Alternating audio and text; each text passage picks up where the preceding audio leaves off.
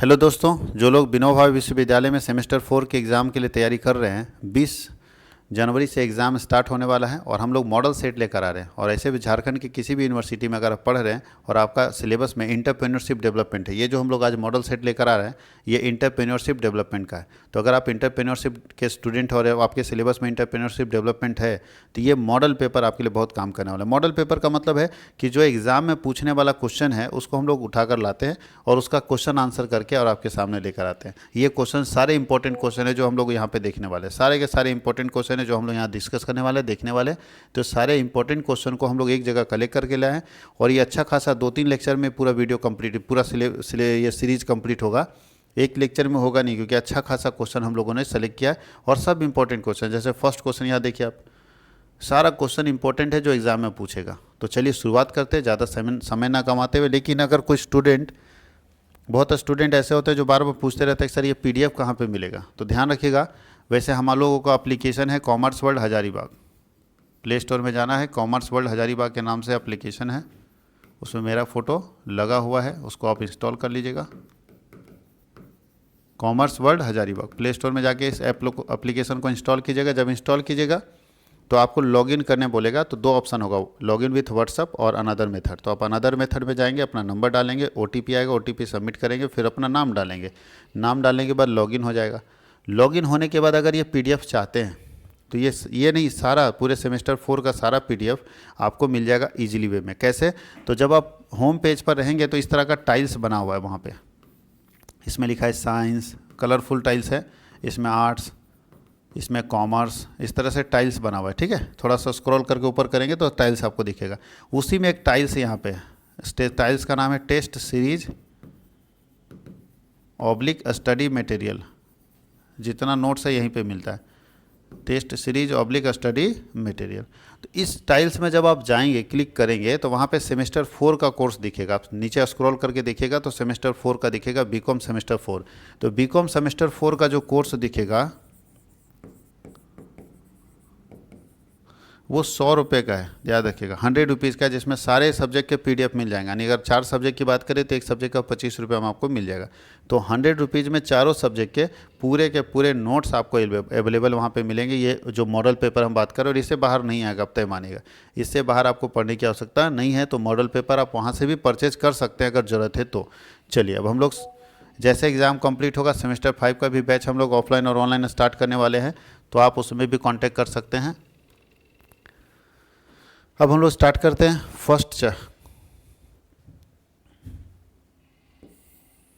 पहला क्वेश्चन क्या है? What is entrepreneurship, explain its features. उद्यमिता क्या है और इसकी विशेषताओं का वर्णन करें। इसका हिंदी नहीं लिखा गया, लेकिन उद्यमिता क्या है और उसकी विशेषताओं का वर्णन करें। उद्यमिता क्या है? तो उद्यमिता बोलता है, उद्यमी से क्या है? एंटरप्रेन्योरशिप। उद्यमिता क्या है? तो उद्यमिता का मतलब क्या होता है? जो व्यक्ति, ध्यान रखिएगा, उद्यमिता का मतलब होता है नया बिजनेस। और जो व्यक्ति इस काम को करता है, नया अवधारणा, नया बिजनेस, नई सोच, ये बोल सकते हैं। और जो व्यक्ति इस काम को करता है उसको उद्यमी बोलते हैं। क्या बोलते हैं? जो व्यक्ति उद्यमिता का काम करता है उसको उद्यमी बोलते हैं। यानी जहाँ पे कुछ नया थिंकिंग आएगा, न्यू इनोवेशन आएगा, वहाँ उद्यमिता आएगी। तो उद्यमिता यहाँ बोल रहा है, उद्यमिता क्या है? या आप इंटरप्रेन्योरशिप की जगह पे इंटरप्रेन्योर्स भी बोल सकते हैं। इंटरप्रेन्योर्स क्या है? इंटरप्रेन्योर्स जो काम करता है उसको इंटरप्रेन्योरशिप बोलते हैं। इंटरप्रेन्योर जो काम करता है उसको इंटरप्रेन्योरशिप बोलते हैं। तो इंटरप्रेन्योर क्या, उद्यमी क्या है? तो उद्यमी शब्द का जो जनरेट किया गया वो इंट्रीपेंडी से जनरेट किया गया। उद्यमी शब्द कहाँ से आया? एंट्रीपेंडी से आया है, जिसका अर्थ होता है नया व्यवसाय के जोखिम को वहन करना। अंडरटूक द रिस्क ऑफ एंटरप्राइजेस, नए व्यवसाय के जोखिम को वहन करना, ये होता है एंट्रीपेंडी का। और एंट्रीपेंडी जो है वो कहाँ से आया? फ्रेंच भाषा। कौन सा भाषा से आया? फ्रेंच भाषा के एंट्रीपेंडी से जन्म लिया है एंटरप्रेन्योरशिप। यानी एंटरप्रेन्योरशिप जो वर्ड अभी जन्म लिया है वो फ्रेंच भाषा के एंट्रीपेंडी से जन्म लिया है, जिसका अर्थ होता है नए व्यवसाय के जोखिम को वहन करना। अंडरटूक द रिस्क ऑफ एंटरप्राइजेस, जो 16वीं शताब्दी में ये स्टार्ट हुआ था। और इसमें सबसे बड़े व्यक्ति हैं रिचर्ड कैंटिलोन, जिन्होंने इसको स्टार्ट किया था। रिचर्ड कैंटिलोन ने इसको स्टार्ट किया था। अब अगर हम इंटरप्रेन्योरशिप की बात करें तो इंटरप्रेन्योर का मतलब अभी क्या बताए? रिस्क लेना, नए बिजनेस में रिस्क लेना। तो इंटरप्रेन्योर्स का समय समय पर अलग अलग डेफिनेशन दिया गया है। तो 3-4 तरह का यहाँ डेफिनेशन दिया हुआ है, चारों के बारे में समझा देते हैं। पहला डेफिनेशन है पुराना डेफिनेशन, पुराने लोग एंटरप्रेन्योरशिप के बारे में क्या सोचते हैं। दूसरा है डेवलपिंग इकोनॉमी, भारत जैसा देश एंटरप्रेन्योर्स के लिए क्या सोचता है, जो डेवलपिंग इकोनॉमी है। तीसरा है डेवलप्ड इकोनॉमी, जो विकसित देश हैं, डेवलप्ड देश हैं, वो एंटरप्रेन्योरशिप के लिए क्या सोचते हैं। और फिर है समन्वित, समन्वित मतलब ये तीनों को मिला के कॉम्बो, ये तीनों को मिला के क्या कॉन्सेप्ट है एंटरप्रेन्योरशिप का, तीनों को मिला के क्या कॉन्सेप्ट है एंटरप्रेन्योरशिप का, वो हम लोगों को देखना है कि आखिर एंटरप्रेन्योरशिप का कॉन्सेप्ट क्या है। तो एक करके सबका डेफिनेशन है। देखिए, पुराने ज़माने में एंटरप्रेन्योरशिप क्या होता था, बोलता उद्यमी वह व्यक्ति है जो आर्थिक संसाधन का उत्पादन करता है। यानी सबसे पुराने ज़माने में हम लोग बोलते थे कि उद्यमी वह व्यक्ति है जो आर्थिक संसाधनों को उत्पादकता और लाभ के क्षेत्रों में उच्च क्षेत्रों की ओर हस्तांतरित करता है। The entrepreneurs is a person who shift economic resources out of an area of lower into an area of higher productivity and greater yield। मतलब है उद्यमी वह व्यक्ति है जो आर्थिक संसाधनों को उत्पादकता और लाभ के क्षेत्रों से उच्च क्षेत्रों की ओर हस्तांतरित करता है। पुराने ज़माने में ऐसा परिभाषा था। अभी परिभाषा हमारे जैसे देश के लिए, भारत देश के लिए जो है, डेवलपिंग कंट्री के लिए क्या परिभाषा है, उद्यमी वह व्यक्ति है या व्यक्तियों का समूह है जो किसी नए उपक्रम की स्थापना करने के लिए उत्तरदायी होता है। एंटरप्रेन्योरशिप इज अ पर्सन और group of person responsible for existing of new industry enterprises. अगर कोई नए इंटरप्राइजेस को इस्टेब्लिश करने के लिए रिस्पॉन्सिबल है तो वो इंटरप्रेन्योर्स कहलाएगा। अमेरिका जैसे देश जो डेवलप्ड इकोनॉमी है उसके लिए क्या है, तो वहाँ भी वही चीज़ है। अमेरिका के लिए क्या है, तो बोलता है उद्यमी सदैव परिवर्तन की खोज करता है, डिस्कवरी फॉर चेंज। बोलता है the entrepreneurs always searches for change, हमेशा चेंज को देखता है, चेंज रिस्पॉन्ड टू इट, और उसके लिए रिस्पॉन्ड करता है और एक्सप्लॉइट करता है अपॉर्चुनिटी का, जो उसको अवसर मिलता है उस अवसर को पूरा इस्तेमाल करता है। ये डेवलप्ड कंट्री में इसका डेफिनेशन दिया हुआ है। और अगर हम सबको मिला के डेफिनेशन देखेंगे तो सबको मिला के डेफिनेशन में बोला गया है कि एक एंटरप्रेन्योर वो है जो ये तीन काम करता है। अगर इंटीग्रेटेड या सिंथेसाइड अप्रोच की बात करें, इंटीग्रेटेड अप्रोच की बात करें, तो बोलता है कि उद्यमी वो है जिसके अंदर तीन एलिमेंट होता है, तीन चीज़ होना चाहिए। पहला रिस्क बेयरिंग, जोखिम लेने की क्षमता होनी चाहिए। दूसरा ऑर्गेनाइजिंग क्षमता, संसाधनों के संगठन करने की क्षमता। और इनोवेटिंग क्षमता, नवप्रवर्तन। अगर किसी व्यक्ति के अंदर ये तीनों क्षमता है तो वो एंटरप्रेन्योर्स है। अगर किसी व्यक्ति के अंदर ये तीनों क्षमता है तो वो एंटरप्रेन्योर्स है। कहीं कोई दिक्कत? अब उद्यमी की विशेषता लिखा हुआ आपके पास, क्या क्या विशेषताएं हैं एंटरप्रेन्योर्स का, तो देख लीजिए। बोलता है जोखिम वहन करना। देखिए बहुत सारा क्वेश्चन हम यहाँ दिए हैं, क्वेश्चन भले हमारा कुछ भी पूछा गया है लेकिन हम आपको क्या किए, पूरा का पूरा जोड़ दिए। जैसे इसमें ये भी पूछ सकता है ना कि क्वेश्चन वो ना पूछ के लिख देता है कि उद्यमी क्या है, उसकी विशेषता बताइए, तो हो गया। लेकिन आपको ये भी तो पूछ सकता है कि उद्यमी का गुण क्या है। देखिए यहाँ पे लिखा हुआ है, ये एक उद्यमी का गुण क्या है, पूछ देगा उद्यमी क्या है और उसके गुणों की व्याख्या कीजिए। तो उद्यमी क्या है और उसके गुणों की व्याख्या कीजिए, यहाँ से लिख सकते हैं ना। तो हम क्या किए, पूरा डाल दिए ताकि जो क्वेश्चन नहीं भी हो रहा है, ये बड़ा 48 पेज का है, लगभग 40 से 48 पेज का ये पीडीएफ है। तो 40 से 48 पेज का मॉडल सेट है, समझिए कि सारा कुछ डाल दिया गया, कुछ भी छूटेगा नहीं। इसी से पूछेगा, इससे बाहर सवाल ही नहीं जो पूछ देगा। तो उद्यमी की विशेषता है कि रिस्क लेता है। उद्यमी की विशेषता है कि अकेले भी हो सकता है और व्यक्तियों का समूह भी हो सकता है। उद्यमी की विशेषता है कि नए नए बिजनेस को स्थापित करने में ज़्यादा फोकस करता है। उद्यमी की विशेषता है कि वो साधन प्रदान करने वाला रिसोर्स प्रोवाइडर है। उद्यमी की विशेषता है कि उसका काम ही उसकी संतुष्टि है, सब कुछ उसका काम है। और उद्यमी की विशेषता है कि वो एक्सप्लॉइट करता है अपॉर्चुनिटी को, जितने अवसर हैं उसका विदोहन करता है, रगड़ के इस्तेमाल करता है। इनोवेटर होता है, नवप्रवर्तनकारी, हमेशा कुछ नया सोचता है। और ऑप्टिमिस्टिक आउटलुक होता है, आशावादी होता है, निराश कभी नहीं होता, हमेशा आशावादी होता है। उसको हर जगह कुछ ना कुछ पॉजिटिविटी दिखता है। और डायनेमिक एजेंट होता है, दुनिया में क्या परिवर्तन हो रहा है उसका एजेंट होता है, परिवर्तनशील एजेंट होता है, यानी परिवर्तन के साथ जीना पसंद करता है। स्वतंत्रता प्रेमी होता है, फ्रीडम लवर, इसको ज़्यादा फोर्स, ज़्यादा दबाव नहीं पसंद है, ये अपनी मर्जी से काम करता है। ज़्यादा इसको अचीवर, हाई अचीवर होता है, इसको थोड़ा ज़्यादा चाहिए, यानी संतोष नहीं है इसके मन में। और हमेशा एक अच्छा लीडर होता है, नेतृत्व करता होता है। इतने सारे गुण एक एंटरप्रेन्योर्स के अंदर होने चाहिए। उसका वो फीचर था, वो विशेषताएं होनी चाहिए। गुण के बारे में बात कर लेते हैं, क्या क्या गुण है। फिर वही डिसीजन मेकिंग एबिलिटी होनी चाहिए एक एंटरप्रेन्योर्स के अंदर। उद्यमी योग्यता, एक उद्यम के अंदर, उद्यमी के अंदर जो योग्यता होनी चाहिए वो सारे होने चाहिए। लीडरशिप क्वालिटी होना चाहिए, रिस्क बेयरिंग कैपेसिटी होना चाहिए, व्यावसायिक वातावरण का ज्ञान होना चाहिए, नॉलेज ऑफ बिजनेस एनवायरनमेंट, कुशल नियोजन की योग्यता होनी चाहिए, एबिलिटी ऑफ बेटर प्लानिंग, सामाजिक और नैतिक गुण, सोशल और मॉरल क्वालिटी होना चाहिए, संगठनात्मक कौशल होना चाहिए और तकनीकी कौशल होना चाहिए। ये सारे गुण एक उद्यमी के अंदर होने चाहिए, एक एंटरप्रेन्योर्स के अंदर ये सारे गुण होने चाहिए। क्वेश्चन नंबर 2 की बात अगर हम करें, क्वेश्चन नंबर 2 में बोला explain the dimension of entrepreneurship. Entrepreneurship का डायमेंशन क्या है?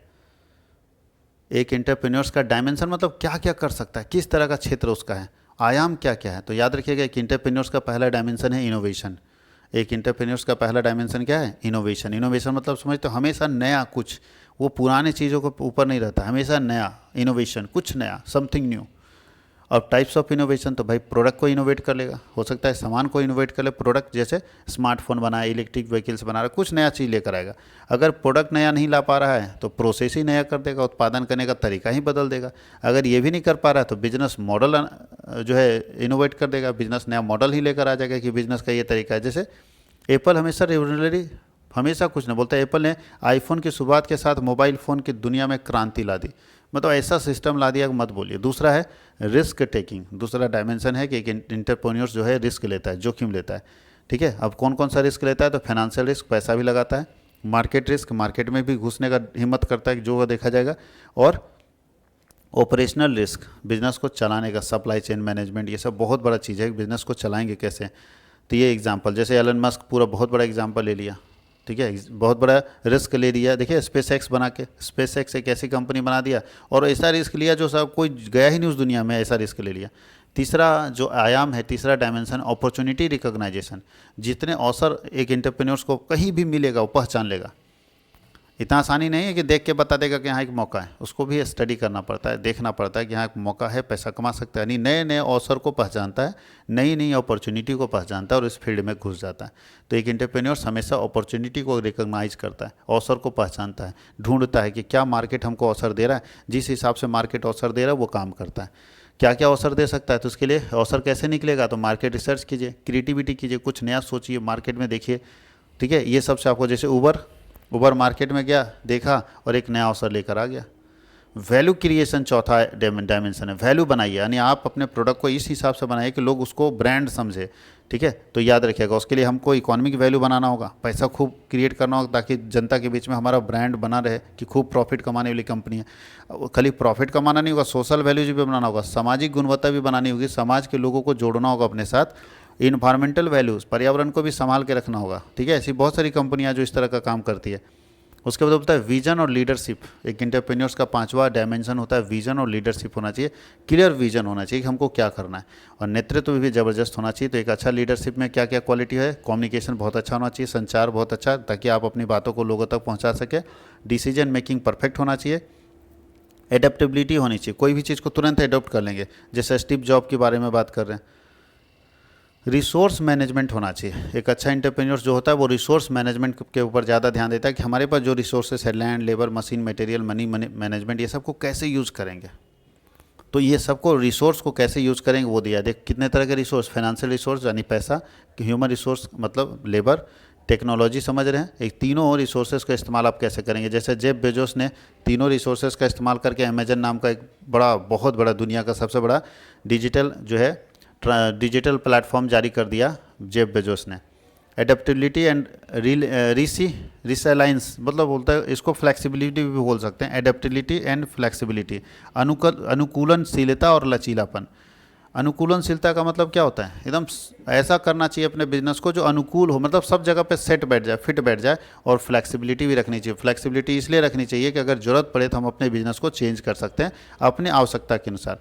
तो अपनी आवश्यकता के अनुसार अपने बिजनेस को चेंज करें, उसके लिए आपको फ्लेक्सिबिलिटी भी रखना है और एडेप्टेबिलिटी भी रखना है। उसके लिए देखिए ये दोनों चीज़ें, लचीलापन रहना जरूरी है। जैसे एग्जांपल के लिए AIRBNB, ये हमेशा फ्लेक्सिबिलिटी रखता है, जहाँ कुछ नज़र आता है वो शिफ्ट कर लेता है अपने बिजनेस को। और 8वां नंबर में है कस्टमर ओरिएंटेशन। तो एक वैल्यू जो हम लोग डायमेंशन की बात कर रहे हैं कि एंटरप्रेन्योर्स का, तो कस्टमर ओरिएंटेशन बहुत ज़रूरी है। ग्राहक के साथ उसको कनेक्टिविटी लाना होगा, ग्राहक के साथ जोड़ना होगा। उसके लिए कस्टमर फीडबैक सिस्टम लाइए। भाई कोई भी सामान खरीदता है, जब सामान कस्टमर के पास पहुंचेगा तो फीडबैक सिस्टम दीजिए, वो कस्टमर फीडबैक दे कि कैसा फीडबैक है। तो फीडबैक सिस्टम लाइए ताकि कस्टमर बताए कि आपको क्या चाहिए। कस्टमर रिलेशनशिप मैनेजर बनाइए जो लंबे समय तक कस्टमर के साथ विश्वास कायम रख सके। उसके बाद सोशल रिस्पॉन्सिबिलिटी, सामाजिक उत्तरदायित्व भी आपकी है। एक एंटरप्रेन्योर्स का नौवां जो डायमेंशन है वो है सोशल रिस्पॉन्सिबिलिटी, सामाजिक उत्तरदायित्व। इसके अंदर कॉर्पोरेट सोशल रिस्पॉन्सिबिलिटी है, भाई समाज के बारे में सोचना पड़ेगा। अगर आप कमा रहे हैं यहाँ से इस समाज से, तो इस समाज के बारे में आपको सोचना पड़ेगा, ये भी एक एंटरप्रेन्योर सोचता है। और उसके नीचे है नेटवर्किंग एंड कोलैबोरेशन, आपको बहुत सारे नेटवर्क बनाना होगा, लोगों के साथ पार्टनरशिप करने होंगे, बहुत सारे बिजनेस के साथ कोलैबोरेशन करना होगा अपने एंटरप्रेन्योरशिप बिजनेस को आगे बढ़ाने के लिए। तो जैसे बिजनेस पार्टनरशिप होता है, इंडस्ट्रियल पार्टनरशिप होता है, बहुत सारा, तो ये सारे काम एक एंटरप्रेन्योर्स के डायमेंशन के अंदर आते हैं। ये सारे काम एक एंटरप्रेन्योर्स के डायमेंशन के अंदर आते हैं। अब 3 नंबर क्वेश्चन है, explain the meaning of technopreneurship and explain its function. Technopreneurship मतलब जो टेक्नोलॉजी में कुछ नया किया उसको बोलते हैं टेक्नोप्रेन्योरशिप। जो व्यक्ति टेक्नोलॉजी में कुछ नया किया उसको बोलते हैं टेक्नोप्रेन्योरशिप। जो व्यक्ति टेक्नोलॉजी में कुछ नया किया है उसको बोलते हैं टेक्नोप्रेन्योरशिप। टेक्नोलॉजी के क्षेत्र में नया करना, बहुत सारे एग्जांपल अभी आपको देंगे। ये बहुत फास्ट हम लोग लेके चलेंगे, पीडीएफ में सारा है, क्योंकि बहुत चीज़ आप जानते हैं। अब टेक्नोलॉजी के क्षेत्र में जो नया करेगा उसको टेक्नोप्रेन्योरशिप बोलें, एजुकेशन के क्षेत्र में जो नया करेगा उसको एडुप्रेन्योरशिप बोलते हैं। तो टेक्नोप्रेन्योरशिप का क्या फीचर्स हैं? इनोवेशन ड्राइवन है, हमेशा कुछ इनोवेट करता रहता है, ये एकदम टेक्नोलॉजी में हमेशा बदलता रहता है। एग्जांपल में आप देखें, गूगल, फेसबुक, ये सब टेक्नोलॉजी में एकदम चेंज कर रहा है, हमेशा चेंज कर रहा है। हाई ग्रोथ पोटेंशियल, ये लोग एकदम ग्रोथ ज़्यादा चाहता है। जैसे जूम आप देखिए, कोविड-19 में अचानक ग्रो कर गया, तो ऐसा हाई ग्रोथ पोटेंशियल, ये लोग बहुत बड़ा ग्रोथ चाहता है, छोटा मोटा नहीं। रिस्क टेकिंग, ये लोग जोखिम भी ज़बरदस्त लेता है। जैसे स्पेस एक्स देखिए, एलन मस्क ने फाउंड कर लिया, एकदम गजब रिस्क ले रहा है, ऐसा चीज़ पर रिस्क ले रहा है जो दुनिया जानता ही नहीं है, उस पर काम कर रहा है। बताइए, रॉकेट डेवलप कर रहा है, और रीयूजेबल रॉकेट डेवलप करा है, मतलब है ही नहीं दुनिया में कहीं, और वो पागल जैसा सोच रहा है। इसके जैसा हम लोग अगर सोचते हैं मतलब पागला गया वो, लेकिन वो सोच रहा है, वो कुछ ना कुछ कर रहा है। तो ये रिस्क टेकर होता है, ये लोग को रिस्क लेने में दिक्कत नहीं है। बोलता है टेक सर्वे, ठीक है, एंड नॉलेज, या टेक लवर एंड नॉलेजेबल। बोलता है कि ये टेक्नोलॉजी का लवर भी होता है और उसका ज्ञान भी होता है इसके पास। जैसे Bill Gates, Steve jobs, technology का लवर भी है, पागल जैसा काम भी करता है, और इसको नॉलेज भी है। और क्या है? प्रॉब्लम सॉल्विंग ओरिएंटेशन, जो भी प्रॉब्लम आता है उसको सॉल्व करने का प्रयास करता है ये लोग। जो भी प्रॉब्लम, टेक्नोलॉजी की दुनिया में हमेशा प्रॉब्लम, कभी बग आ गया, कभी वायरस आ गया, कभी हैक कर गया, बहुत सारा चीज़ है, कभी अचानक छोड़ दिया। तो ये इस फील्ड में जो भी है वो प्रॉब्लम सॉल्वर होता है, हमेशा प्रॉब्लम आता है उसको सॉल्व करता रहता है। एडेप्टेबिलिटी एंड एजिलिटी, बोलता है अनुकूलनशीलता भी होती है। इसमें आप कोई भी दुनिया में रूल्स रेगुलेशन आ रहा है उसको फॉलो करने का ताकत भी होता है कि उसके हिसाब से बनाएंगे। जैसे नेटफ्लिक्स देखिए, कहाँ डीवीडी सब का ख़त्म कर दिया। अब बोलो एडवांटेज ऑफ टेक्नोप्रेन्योरशिप। टेक्नोप्रेन्योरशिप जो है वो पुराने बाज़ार को बर्बाद कर देता है और नया मार्केट में घुसा देता है। पहला, ठीक है, जैसे उबर, पुराना मार्केट ख़त्म कर दिया। अब ड्राइवर कहाँ जो है, पहले क्या होता था, डायरेक्ट ड्राइवर को कॉन्ट्रैक्ट के हिसाब से ऑर्डर मिलता था। अब क्या है, कोई मतलब नहीं, कॉन्ट्रैक्ट हो ना हो अपना काम कर रहा है। स्केलेबिलिटी, इसका स्केल बड़ा होता है, बड़े पैमाने पर काम करता है। जैसे शॉपिफाई देख रहे हैं आप। इफ़िशेंसी एंड कॉस्ट रिडक्शन, इसमें क्षमता ज़्यादा होती है और कम लागत लगता है। ग्लोबल कनेक्टिविटी, ये पूरी दुनिया को जोड़ सकता है। आज बताइए, कोई भी अगर हम डिजिटल टेक्नोप्रेन्योरशिप की बात करें, फेसबुक हो, गूगल हो, इंस्टाग्राम हो, व्हाट्सअप हो, दुनिया को जोड़ रहा है, एक दूसरे से कनेक्ट कर दे रहा है। टेक्नोप्रेन्योरशिप अक्रॉस डिफरेंट सेक्टर्स, टेक्नोप्रेन्योरशिप अलग अलग सेक्टर्स में भी है। ऐसा नहीं कि खाली बहुत लोग बोलता है नहीं एजुकेशन सेक्टर में भी टेक्नोलॉजी यूज होता है और कंपनी में नहीं, हर फील्ड में टेक्नोप्रेन्योरशिप है। हर फील्ड में, जितने भी फील्ड आप देख लीजिए, टेक्नोप्रेन्योरशिप हर फील्ड में। अगर डिजिटल पेमेंट की बात करें तो वहाँ टेक्नोप्रेन्योरशिप है, एजुकेशन की बात करें वहाँ टेक्नोप्रेन्योरशिप है, हेल्थ की बात करें तो वहाँ टेक्नोप्रेन्योरशिप है। जैसे हेल्थ टेक है, देखिए हेल्थ केयर टेक्नोलॉजी, बहुत सारा है, ऐसा ऐसा चीज़ आ गया जो पहले नहीं था, पहले लोग नहीं बताता था, और अब ऐसा ऐसा टेक्नोलॉजी आ गया कि आपका शरीर का हर चीज़ बता देगा। जैसे एजुकेशन में टेक्नोलॉजी इस्तेमाल कर सकते हैं, उसके बाद एग्रीकल्चर में टेक्नोलॉजी इस्तेमाल कर सकते हैं, उसके बाद क्लीन साफ़ सफाई करने में टेक्नोलॉजी का इस्तेमाल कर सकते हैं। ठीक है, साफ़ सफाई में देखिए टेस्ला ने बना दिया ना इलेक्ट्रिक व्हीकल्स, तो ये आप कर सकते हैं। अगला क्वेश्चन है नेटप्रेन्योरशिप क्या है? नेट मतलब समझ रहे हैं, इंटरनेट। अगर इंटरनेट की दुनिया में कोई धमाल मचाएगा और कुछ नया करेगा तो उसको बोलते हैं नेटप्रेन्योरशिप, और इसका फंक्शन पूछ रहा है नेटप्रेन्योरशिप, उसको क्या बोलते हैं? नेटप्रेन्योरशिप। अब आप बताइए फेसबुक क्या कर रहा है? अगर इंटरनेट अभी ख़त्म हो जाए दुनिया में तो फेसबुक ख़त्म, यूट्यूब ख़त्म, व्हाट्सएप ख़त्म, इंस्टाग्राम ख़त्म, शॉपिफाई ख़त्म, अमेजन ख़त्म, कहानी ख़त्म। तो नेटप्रेन्योरशिप जो नेट के ऊपर कुछ कर रहा है, इंटरनेट के ऊपर जो कर रहा है उसको बोलते हैं नेटप्रेन्योरशिप। क्या बोला है? नेटप्रेन्योरशिप ऐसा व्यक्ति, देखिए नेटप्रेन्योरशिप या इंटरनेट उद्यमिता मुख्य रूप से इंटरनेट के माध्यम से व्यवसाय चला रहे हैं। तो इंटरनेट के माध्यम से व्यवसाय चलाने वाले बिजनेसमैन को नेटप्रेन्योरशिप बोलते हैं। इसका फीचर्स क्या है? तो डिजिटल मोड होता है बिजनेस का, ठीक है। एग्जांपल में अमेजन। लो स्टार्टअप कॉस्ट, इसका खर्च बहुत कम पड़ता है स्टार्ट करने का। एग्जांपल में शॉपिफाई। स्केबिलिटी, बहुत बड़े पैमाने पर ये फैल जाता है, बहुत जल्दी बड़े पैमाने पर फैल जाता है, उसको बोलते हैं जूम। फ्लेक्सिबिलिटी एंड मोबिलिटी, इसमें फ्लेक्सिबिलिटी ज़्यादा होती है, ठीक है। तो ये लिखा है फ्लेक्सिबिलिटी ज़्यादा होता है, हम जब चाहें अपने बिजनेस को तुरंत चेंज कर सकते हैं, बहुत ज़्यादा नहीं रहता है। जैसे एग्जांपल में नोमाडिक मार्ट लिखा है, ठीक है। ब्लॉगर है, मतलब कोई भी काम आप कर रहे हैं, आप बहुत जल्दी अपने आप को चेंज कर सकते हैं। सिंपल, एक आदमी ब्लॉगिंग करता था, ठीक है। ब्लॉगिंग देखा, उसका ठीक नहीं चलने लगा, तो पता चला कि वो क्या कर, पॉडकास्टिंग शुरू कर दिया। देखा पॉडकास्टिंग नहीं चल रहा है तो रील्स बनाना शुरू कर दिया। बात समझ में, मूव करने में ज़्यादा टाइम लगता है क्योंकि ज़्यादा पैसा थोड़ी लगाया वो, तो बहुत जल्दी चेंज हो जाता है। डेटा ड्राइवन डिसीजन मेकिंग, सारा कुछ जो है डेटा के ऊपर है। आपके पास डेटा रहेगा, काम कर लेंगे। जैसे नेटफ्लिक्स है या कोई भी है, अगर हम लोग ट्यूशन पढ़ा रहे हैं ऑनलाइन डिजिटली, तो हम लोगों का भी सारा काम डेटा के ऊपर है। स्टूडेंट का डेटा आएगा, उससे बात करेंगे, रिव्यू लेंगे, बात करेंगे लगातार, तब ना हम उसको प्रोडक्ट बेच पाएंगे। तो इसके लिए सारा काम डेटा के ऊपर करता है। एडवांटेज क्या है ऐसे मार्केट का, नेटप्रेन्योरशिप का? तो ग्लोबल मार्केट रीच है। इंटरनेट तो पूरी दुनिया में है, तो पूरी दुनिया में आप फैल सकते हो। जैसे अलीबाबा हो गया, अमेजन हो गया। कॉस्ट इफेक्टिव मार्केटिंग है, बहुत कम से कम लागत में आप दुनिया तक पहुंच सकते हैं। राउंड द क्लॉक ऑपरेशन, 24 घंटे चलता रहता है। बताइए, मेरा एप्लीकेशन 24 घंटे काम करता है, जबकि पुराने ज़माने में ऐसा नहीं होता था। ऑटोमेशन एंड इफिशिएंसी, ऑटोमेटिक चलता है, हमको कुछ नहीं करना, और हमारी इफिशिएंसी को बढ़ाता भी, हमारे काम करने की क्षमता को बढ़ाता है। लेकिन चैलेंजेस बहुत है नेटप्रेन्योरशिप का। पहला, इंटेंस कॉम्पिटिशन, बहुत हैवी कॉम्पिटिशन यहाँ पे है, क्योंकि कोई भी आदमी आ जा रहा है। साइबर सिक्योरिटी बहुत बड़ा रिस्क है, चैलेंज है कि अगर गड़बड़ा गया तो क्या होगा, हैक हो गया तब क्या होगा। डिपेंडेंस ऑन टेक्नोलॉजी, सब कुछ टेक्नोलॉजी के ऊपर डिपेंड है, जैसे व्हाट्सअप, फेसबुक, इंस्टाग्राम, ये सब। कंसल्टेंट बोलता है, कंसल्टेंटली चेंजिंग डिजिटल लैंडस्केप, लगातार डिजिटल लैंडस्केप लगातार बदल रहा है, जिसके कारण जैसे गूगल एसईओ एल्गोरिदम आ गया, हमेशा चेंज हो रहा है। अगर आप इसके साथ नहीं रहेंगे तो आप फेल हो जाएंगे। एग्जाम्पल दिया सक्सेसफुल नेटप्रेन्योरशिप का, तो ई कॉमर्स में जेफ बेजोस, इससे बढ़िया ई कॉमर्स में कोई है नहीं। सॉफ्टवेयर में अगर दिया है तो मार्क बेनिऑफ, सेल्फोर्स नाम के बना दिया। सोशल मीडिया में देखें तो मार्क जुकरबर्ग से बढ़िया कौन होगा, फेसबुक बना दिया। कंटेंट एंड डिजिटल मीडिया की बात करें तो रीड हास्टिंग, नेटफ्लिक्स, ये सब एग्जांपल्स हैं इसके, ठीक है। इसको बोलते हैं नेटप्रेन्योरशिप। क्या बोलते हैं? नेटप्रेन्योरशिप।